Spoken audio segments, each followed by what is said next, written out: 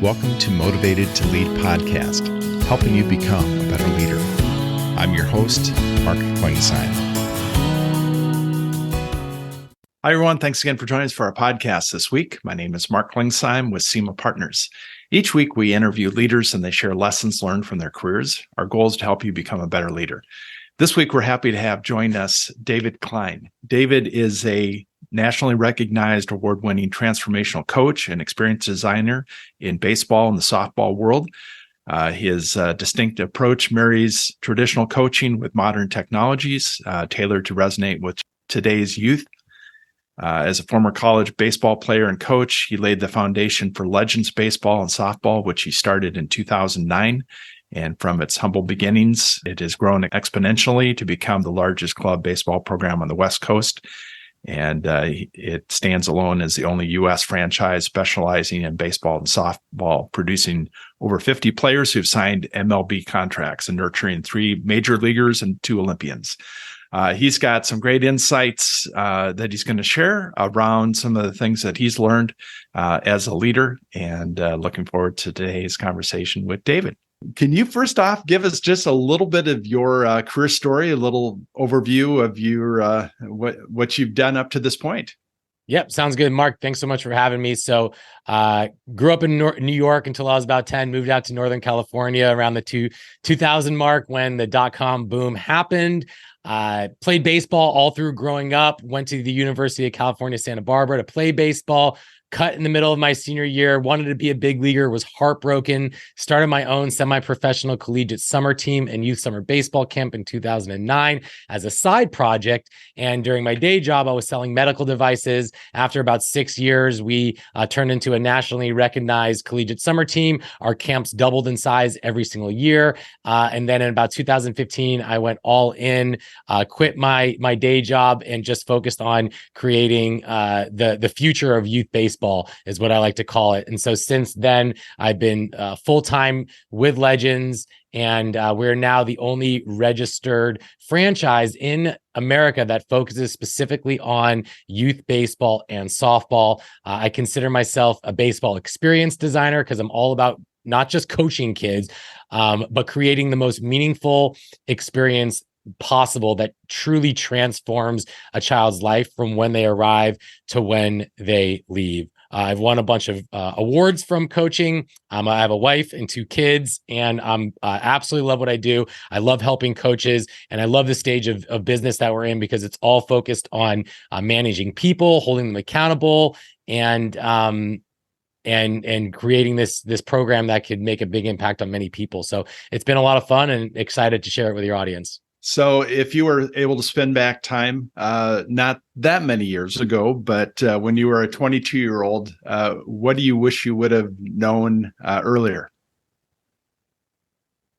Well, I think I would tell the 22-year-old David to go all in with your own business when young, instead of kind of having a side project or a side passion and then giving 80% of my time to my day job and then spreading myself thin with my side project. I like to think about burning the ships, and I find that most people that burn the ships and they go all in with their new business, their new passion, they typically find ways to be successful. And so if you're thinking about starting that business or switching the careers, my recommendation to you, if you have the runway, is to simply just make the leap, take the jump, and you will slowly begin to acquire skills and character traits that are necessary for you to be successful in that business. And by the time that you're late 20s, early 30s, you'll come out of there highly skilled. You would have failed a ton, which means you learned a ton. And at the end of the day, when you look back at your life, as long as it worked out for you, you can say, I spent my life on my own terms, making my own rules. And that's a huge deal if you can do that. So you're spending your life building and working towards your own dreams, your own business, instead of somebody else's. And 99% of the workforce in America is spending their time building somebody else's dreams. And that's okay, but that's not the path that I decided to go on. And the path that I recommend for listeners out there is just take that leap and make it happen. So growing up in the Bay Area in Silicon Valley, what did that rub off on you as far as kind of that entrepreneurial bug? Do you think that was part of it? It did. I'm in Silicon Valley, startup culture. My dad worked in a number of startups. I think when I was young, I had a bar mitzvah. I I I was tutoring people. I worked at a sandwich shop. I was buying candy from Costco, selling it for more. And I just realized that with a little bit of work, you can make an impact. You can make things happen. And that continued in college, where I was a president of fraternity and turned it into like a cash flow positive business.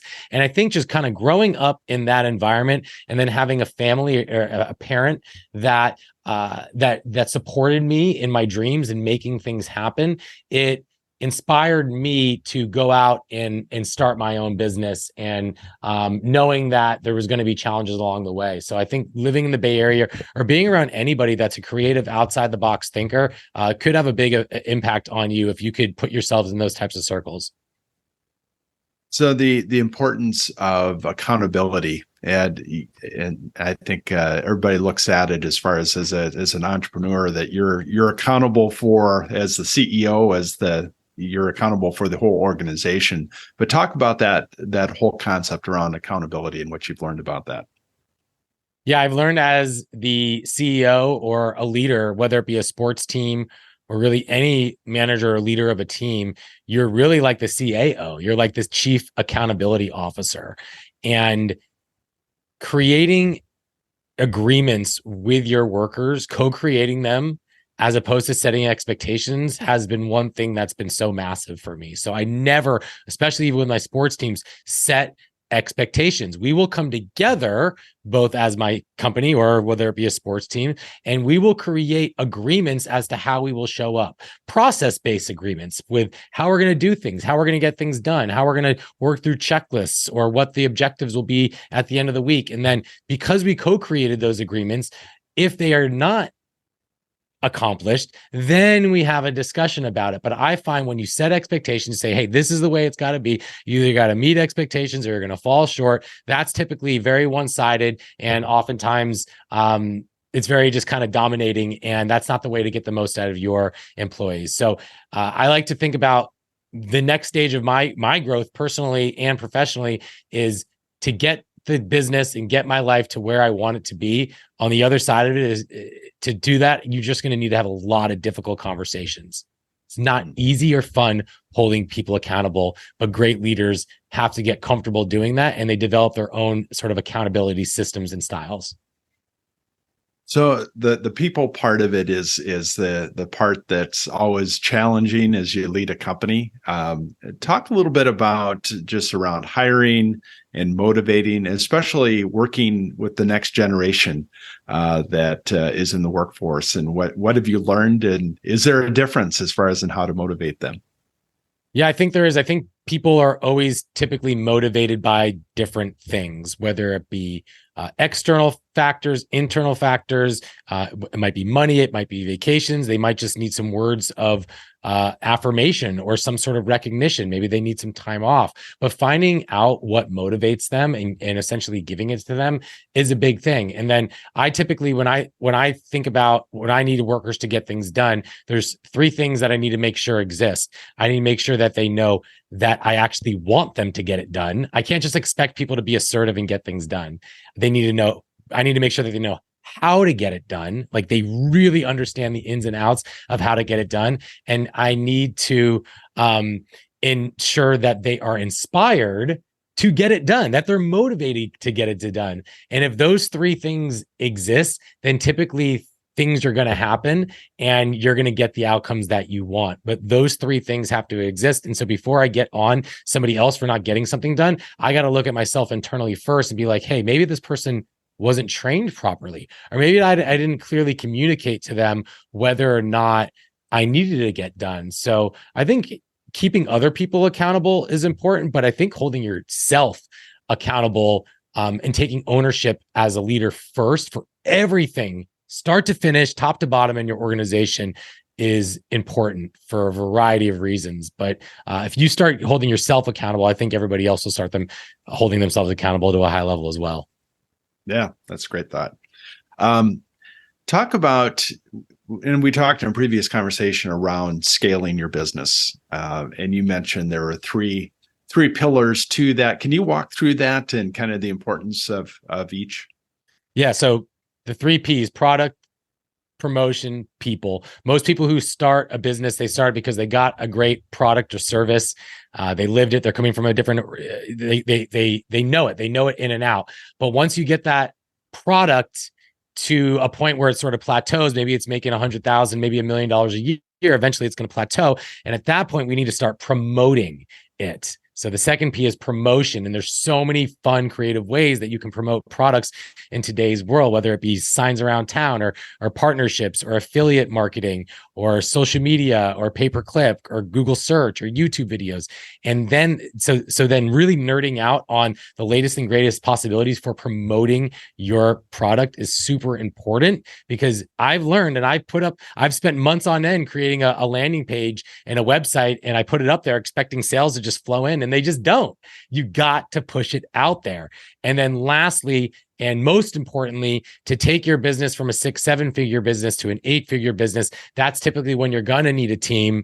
And that's where it requires a leader who's going to be truly focused on people is required. And that's where the fun and the challenges exist. And I've made so many tough hires, Mark, and so many good hires. I am always looking for what I just like to call people, if they pass the beer and barbecue test. Would I want to get a beer and go and have some barbecue with them? Right. And if I know that they're coachable, they're accountable, they work hard, they're willing to work hard, I can typically train them to acquire certain skills or ways of thinking. But I like to, if you really want to scale this thing to be big, you're going to need to bring in some awesome people and then find ways to keep them with you as long as possible, hug them tight, and continue to inspire them by giving them opportunities to learn, grow, and develop so that they can learn, grow, and develop and be the best people they can be for your organization as well. So talk about the importance of mentors in your life. And have you purposely put a list of people that you want to get advice or seek counsel from? Has that been something that's been something you've planned out? Definitely. I have a mentor in my father, who who is a awesome CEO, great guy. I've modeled a lot of my leadership style after him. That said, I like to think about mentorship a little bit different sometimes. And I have a 2 dozen people, you call them influencers or authors, whoever it may be, that I kind of consider mentors. They don't know me, but they're mentoring me all the time. And so if I'm looking to learn about marketing, which I've spent the last 2-3 years on, before that I was focusing on experience design, I will buy books and I will listen to podcasts and watch YouTube videos, and I will allow them to sort of virtually mentor me. And then when I am in a pinch, Mark, what I will do is I say, what would Gary Vaynerchuk do? What would he do? What would my mentor do in that situation with all the hours and days I've listened to of that person? Given this scenario, what would they do? And oftentimes that allows me to come to some good conclusions when I'm confused. But those mentors, if you can get a live one, great. If not, you could use these sort of virtual mentors that exist out there as well. And hopefully that's helpful for somebody out there listening. So are there any leadership books that you've read that have been helpful for you, and have you would recommend to other leaders? I listened to some of your podcasts, and a lot of them threw out a whole bunch of different books. I'm just going to give you one that was inspirational for me. And this author is great in general for leadership and culture building books. And he doesn't have an athletic background, is John Gordon, who wrote The Energy Bus. He also wrote another good book I read recently, The Power of Positive Leadership. But I really like The Energy Bus because in my world of sports and sports performance, a lot of this is about, especially in baseball, you got to keep it positive. You got to stay positive. This world can be so negative. And so the energy bus is all about having a leader as the driver of the bus. And then you got to invite the people on the bus And if they're not on the bus, they're not on the bus with you. If they're constantly looking out the window, they're not looking forward, then they might need to leave the bus. But The Energy Bus was a great book, a great story about the power of having positive energy and fueling people with positive energy and showing them the mission, the vision, the values, and constantly reminding them about it and inviting people on your bus to join you to get where you want to be. So that John Gordon has been great. I also like some of the classics, like, obviously like Think and Grow Rich, 7 Habits of Highly Effective People. I love reading marketing books as well, persuasive books on sales and things like that. But I love John Gordon. So any quotes that you refer to from sports? There's all kinds of quotes that are out there, but any that you like to refer back to? When I was in college, I was elected to be president of my fraternity, but I also learned at that time that a bunch of my brothers at the time had voted also for somebody else to be the president of the fraternity. And I was like, oh my God, like how could people want this guy? Why didn't everybody want me? And then as time went on, I realized that, wow, some people are not happy with the job that I'm doing. And that continued on to when I was coaching at the high school level. And I realized this one quote that my dad told me, because I am a people pleaser. And there's probably other people pleasers out there too, that want to do good by people. You'll please some of the people all the time, all the people some of the time, but you're never going to please everybody all the time, no matter how hard you try. And as someone who's held myself to the standard of being an awesome leader who limits mistakes and it tries to be a man of the people and help everybody, I've learned that no matter how hard I work or how good of a program or product I create, there's just going to be some people that are going to be upset and unhappy. And understanding that allowed me to some grace to take a step back and understand that no matter what, there's going to be 33% that absolutely love me, 33% that are content, and then there's this other maybe 33%, hopefully less, that are not stoked about how things are, and that's going to be okay. That's okay. So, what do you do outside of work to recharge? The number one thing that I do is be around people. I love people. I'm very social. I love friends. I find that deep conversation, going to concerts, sporting events, walks, playing golf, pickleball, whatever it may be, with people that I love and care about, that's typically what takes my mind off of I say work. So yeah, working out, time with friends and family is massive. But I also people talk about work-life balance or work-life integration. And I have a contrarian thought that I've recently been pondering on is you think about balance, like balancing work and then life, and they're two different things. So you want to have more balance, so to stop doing so much work so you can do things in your life that you want to do. But what if you want to be working? What if you love what you do? And that's kind of where I'm at, where, yeah, outside of work, what I do to recharge. But I think if you truly do love your work, then that work can be recharging as well. And so I've tried to tap into that as well. And you don't need to have your own business. What part of your role within your company, your job, can be recharging for you? And I encourage people listening out there to find ways that work is recharging, or shift their mindset so that it's not work or life, it's work-life integration. And so this whole idea of like balancing to do things that you want to do in life, well, I'm not sure that's always true for everybody. I do think that work can be a recharging part of your life. That's great. That's a great comment. I don't think anybody's ever said that on the podcast. It's great.